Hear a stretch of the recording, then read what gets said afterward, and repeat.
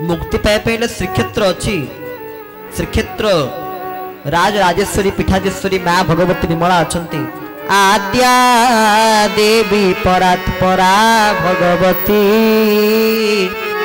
माता कृपा सागरी निजे माता अच्छी किए सी ना त्राही मांग विमले सदा सुख करी श्रीक्षेत्र राजेश्वरी बोले भक्त वत्सल भगवान की जय। ये होती माँ विमला तेणु जदि पुरुषोत्तम धाम को जी मुक्ति आपण मान पछरे गोड़ दर्शनान मुक्ति साक्षात सर्वतीर्थ फलप्रद प्रभु को दर्शन कला मात्र कि आप मुक्ति पाइबे मुक्ति पाइबा अनेक रास्ता अच्छी जे किंतु जो पर्यंत मोर प्रभु प्रति भक्ति न आसी से पर्यंत मुक्ति असंभव तेणु भक्ति को जागृत करने पड़ो। ये तो शुणिले आपण मैंने भागवत 9 प्रकार भक्ति खाली जो भागवत भक्तिर वर्णना है से कथा नुहे सबु शास्त्र रे भक्ति कौटू मिले भक्तिस्तु अनन्य लभ्य संज्ञ न परिजायते दो पर्यंत आम साधु संग करें वैष्णव मान संग करें आम तो प्रथम बेलेश्वर महादेव कथा कहूँ ना शंकर विषय रे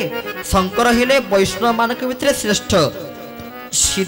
निजे भगवान शंकर एकादश रुद्र होती हनुमान जी कि राम को सेवा कर कारण शंकर सदासर्वदा राम को जप करते और राम सदासर्वदा शंकर को जप करते कहीं उभय हेले परस्पर परिपूरक उभय भितर पार्थक्य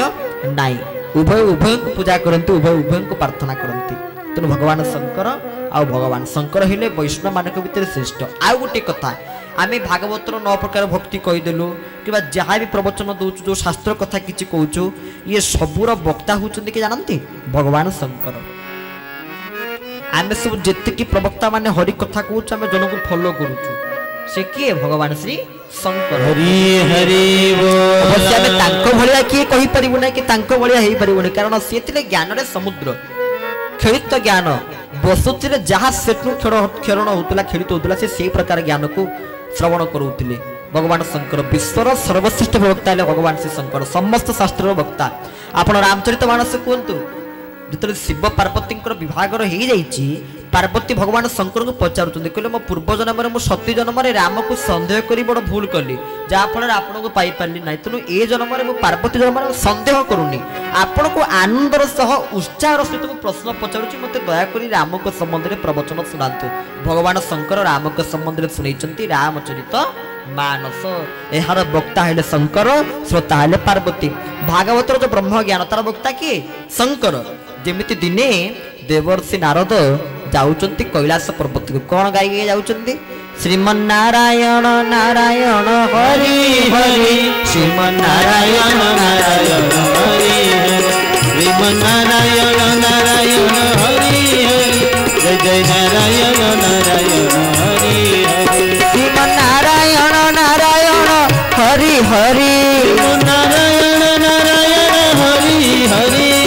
नारायण नारायण हरि हरि नारायण नारायण हरि हरि श्रीमन्नारायण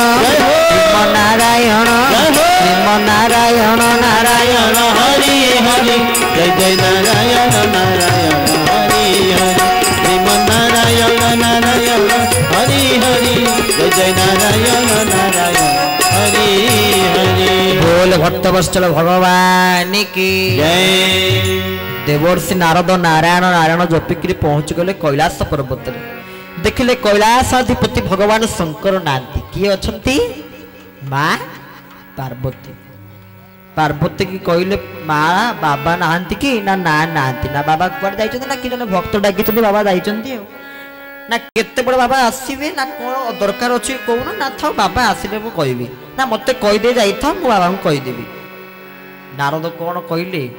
कहले बाबा गोटे माला पिंधुचनी तार नाम होची खपुरी माला ता केतोटी काहे कि पिंधुचनी पचारिबा बाबा आसिले ना ठीक अछि माँ सेपटे कोप भवन को जाइकरी तांकर संपूर्ण अलंकार को परित्यज्य करके गोटे साधारण वस्त्र को पिंधुचंदी माँ भगवान शंकर आसिक पहुँचले कहले आज कौन तुम यही प्रकार रूप कौन ना तुम पर रागी ना कहीं रागिछ ना तुम गोटे एत बड़ कथा मत केमी लुचेच ना कौन लुचेच ना तुम जो खपुरी माला पिंधुच केतोटी कहीं पिंधुच यही समय भगवान शंकर हसी दे कहले ये प्रश्न मु जानी तमर नुहे ना ये प्रश्न ताले कार सती कहले भगवान शंकर कहले अच्छा आम घर को आज गोटे बाबाजीटे आसला कि ना हाँ पा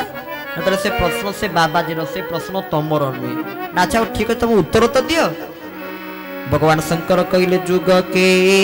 गोटी पार्वती तोहरे पर जाऊ गोविंद गोविंद गोविंद पदुगरुचि मकरंद आहा जुग के गोटी पार्वती तोहरे पर जाऊ गोविंद गोविंद गोविंद पदुगरुचि मकरंद बोल भक्त वत्सल भगवान की जय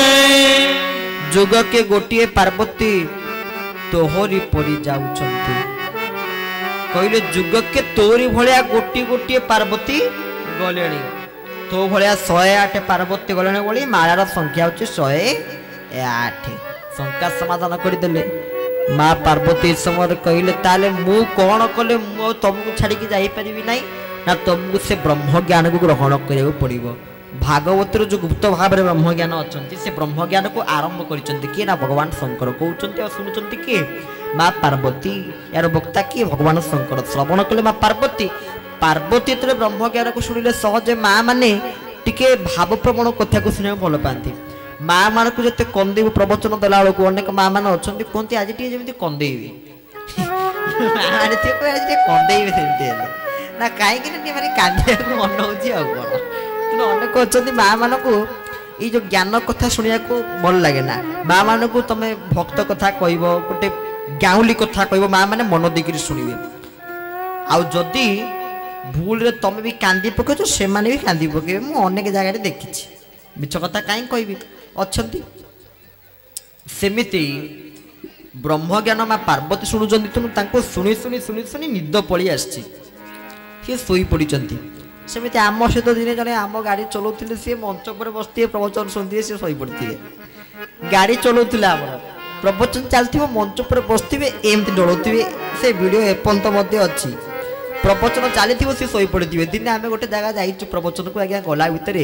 खरा दिन तो रात लाइन टा पलि